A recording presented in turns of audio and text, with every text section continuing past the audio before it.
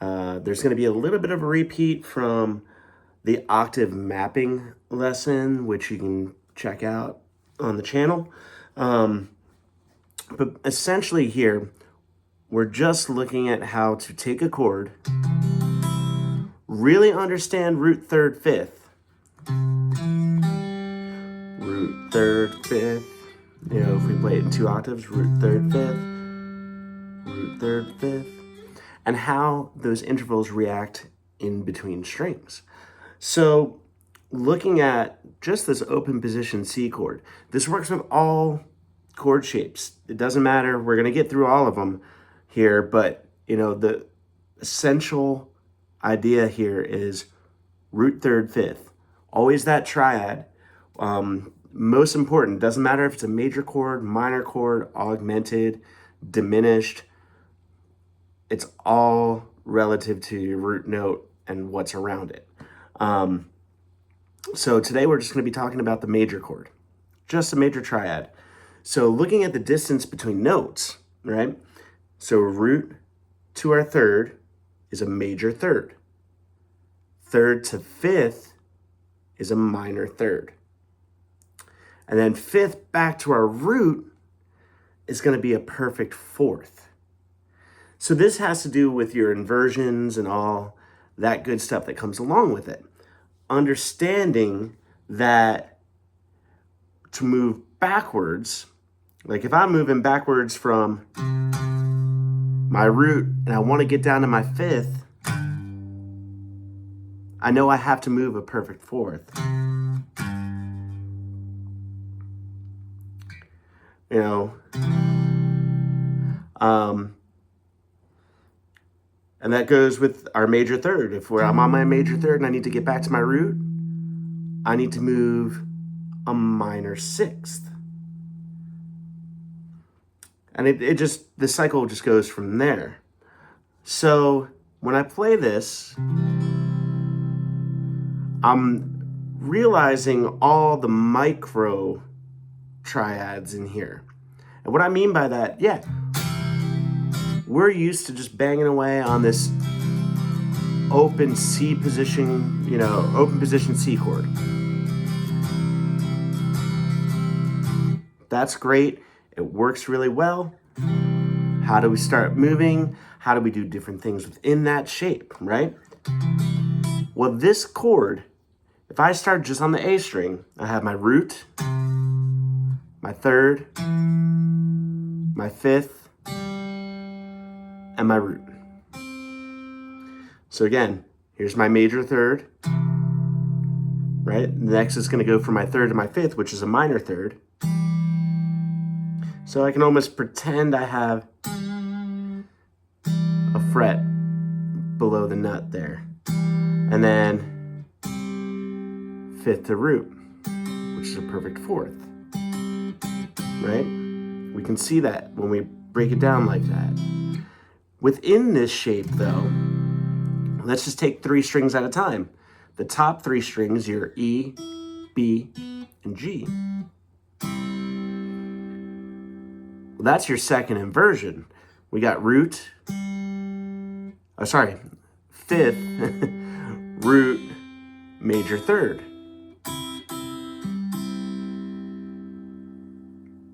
And we can, again, look at that like this, right? Here's our root. I know that this is a perfect fourth if I were to play there. We go back 1, I have that pretend fret back here behind the nut. So anywhere we play this shape on the guitar, right?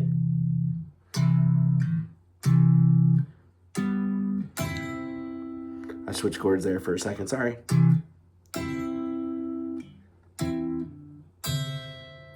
With the exception of the G and the B string, we know that's a major third. So if we land on a third somewhere on the guitar, well, I'll just slide up. There's the third of my C major chord. I know that my root's going to be back 1 fret on the lower adjacent string.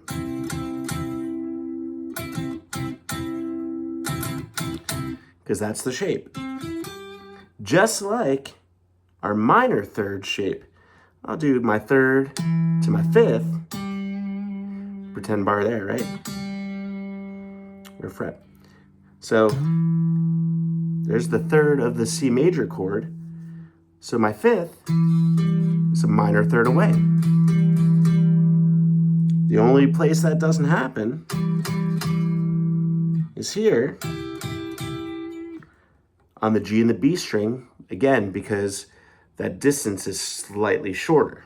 It's a half step different than the rest of the strings because the rest of the strings are perfect fourths. This is a major third, so we just gotta walk backwards one fret, and then we get that. So we're gonna backtrack here and go back to the C, open C shape. So like I said, here, just the top three strings, we have our fifth, our root, and our third. Then on the next string group, we have our third, our fifth, and our root.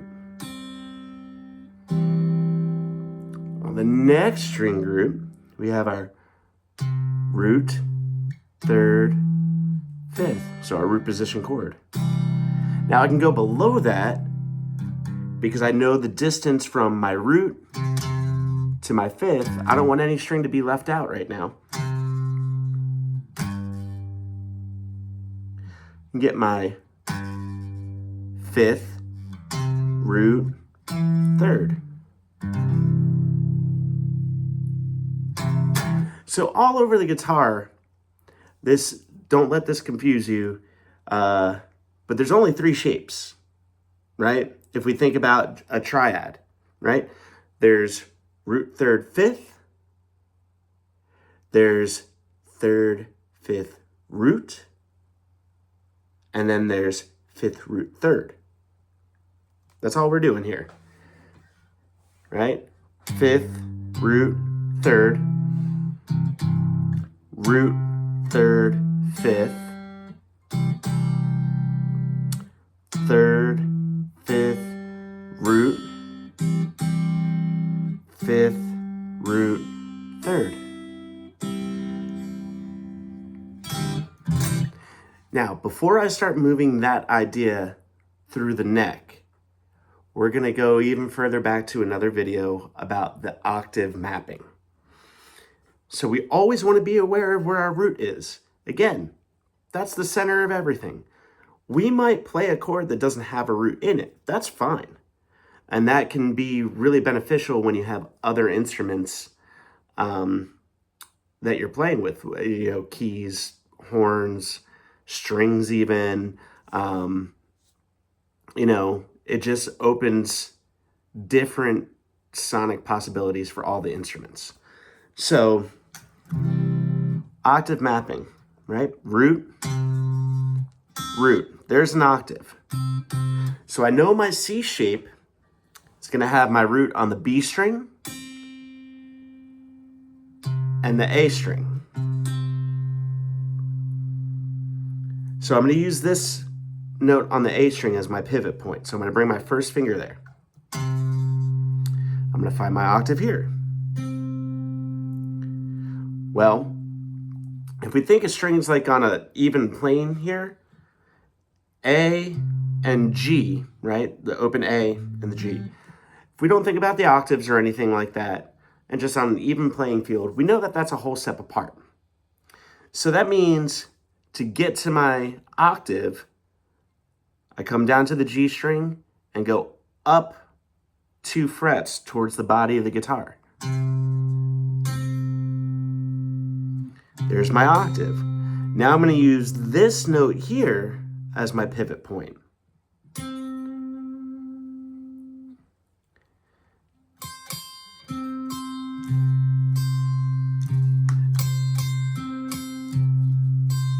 Same kind of idea here.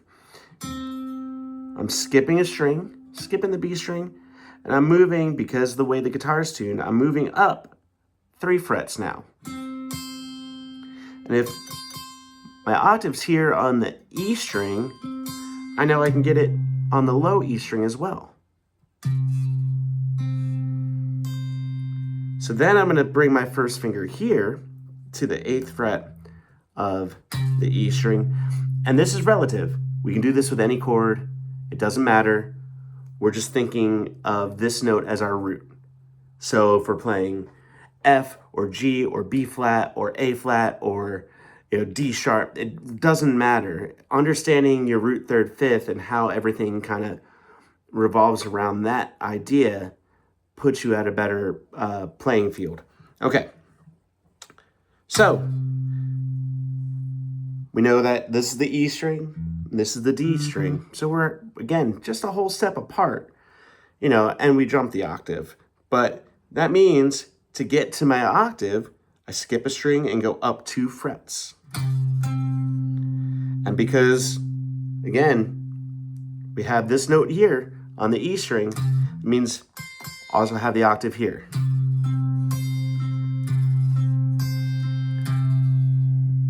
Okay, moving forward with that, here's my pivot point on the D string, so I'm going to bring my first finger there.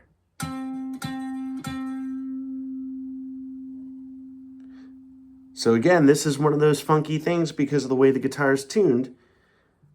To get to my octave on the B string from the D string, I have to skip the G and move up 3 frets.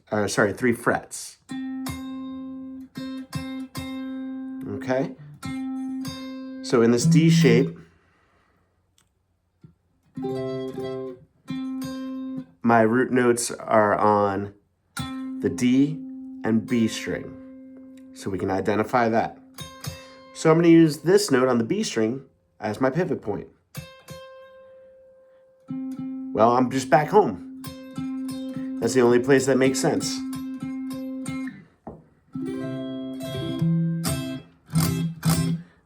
So we're going to take that motif that we used in one of the other videos where we're playing root, second, third. And we're going to build the chord there. We can play it like that if it's easier. You can still get that fifth down here.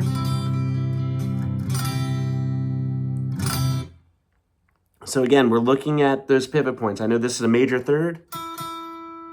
So again, just really easy navigation. These 2 strings are tuned to a major third. So I know that my root note's going to be just on the next string below my third. And I know that this is my third, again, because, right, that's root, second, third. So there's my fifth, because third to fifth is a minor third. Then we're just connecting the dots in here. So this is root position, root, third, fifth. So here, this guy can connect to my octave. Now I can play this chord in a bigger sense. Now I'm going to take this root note. Actually, you know what? I'm going to take this lower one. Why not? I'm going to go root, third, fifth. No, I'm not. Sorry. Root, second, third. Woo. So that puts me into this area of the neck. Root, third, fifth, root, third, fifth, root. Using my connecting points, right? That octave mapping. Now I'm going to take this note and go root, second, third. Well, I know that's my major third. So I know to get to my root, just here, right? Because of the way the strings are tuned and everything, this is always going to be my major third shape on the adjacent strings. Just like this is going to be my minor third on these 2 strings.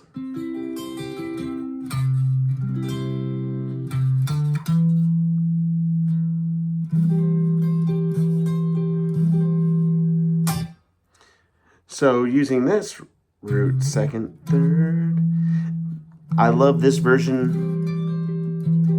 of the D shape because it's that first inversion. There's my third, fifth, because that's a minor third shape, right? Root, because it takes a perfect fourth to get from my fifth back to my root. And then this one's a little different because we go root fifth, root again. Then we have our major third here as well. And then we're back home. So now how do we connect another chord? Let's just do a 1 chord to a 4 chord. Well, the easiest way to do that is to look at the basic form of the chord, right? My 4 chord is a half step away from my major third, right? Just to get to my root. So if I look at my open C chord here, root, I know that's my major third, so there's my 4th. Now I can play it here. I can play the full bar chord, or I can just play this top idea. Root, third, 5th, root. Then back to my 1 chord. Now I'm going to use that same melodic phrase where I'm playing root, second, third. Okay, now I'm in the next area of the neck. Here's my major third. There's my 4th. So, octave mapping, right? If I know my root is on the B string of this chord, right? And I'm fretting below, meaning closer to the headstock of the guitar. There's the octave on the D string. That puts me in the D form. Or we can play, that inversion of the chord.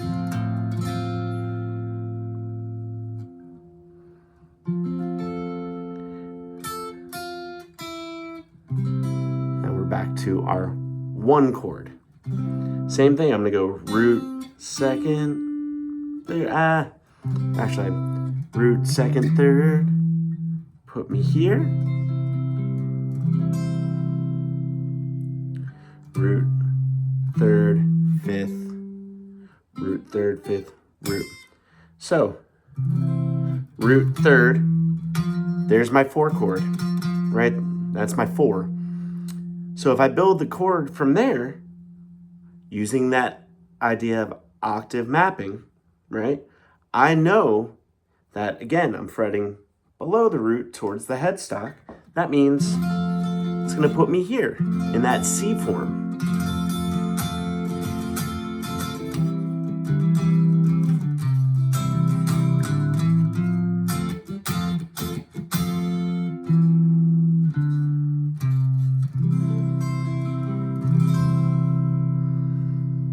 Moving on, root, second, third.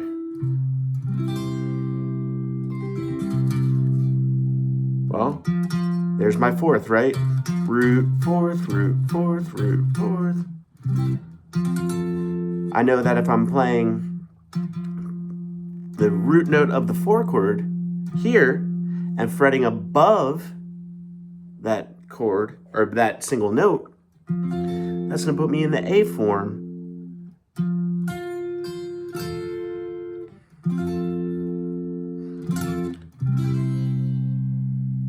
Okay, so root, we'll go root, second, third. Well, again, this gives us our first inversion of the 1 chord. So if I think this is my major third, right here, because I came root, second, third, there's my 4. And because it's on the E string, I know, and I'm fretting below, that's going to put me in my G shape.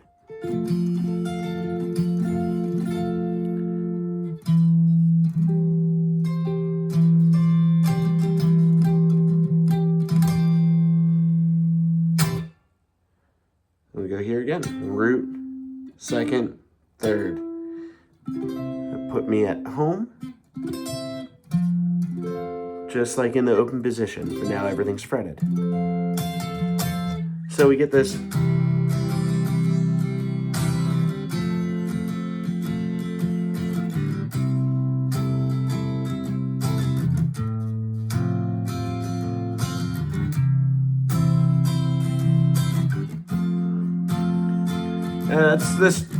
This is just 2 chords.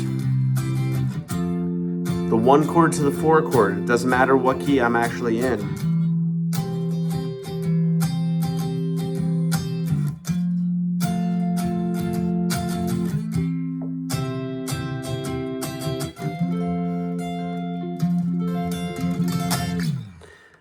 So try to use that to help navigate the neck a little bit more.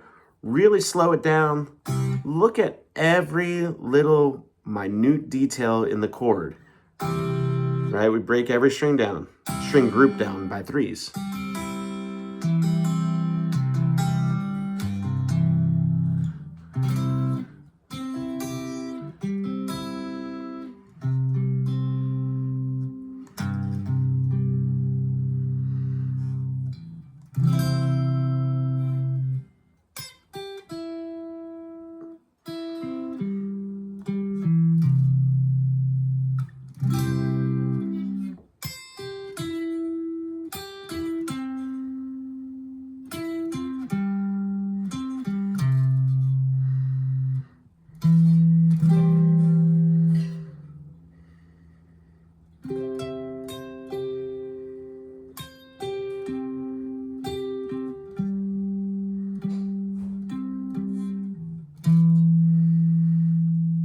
And we're back at the first one.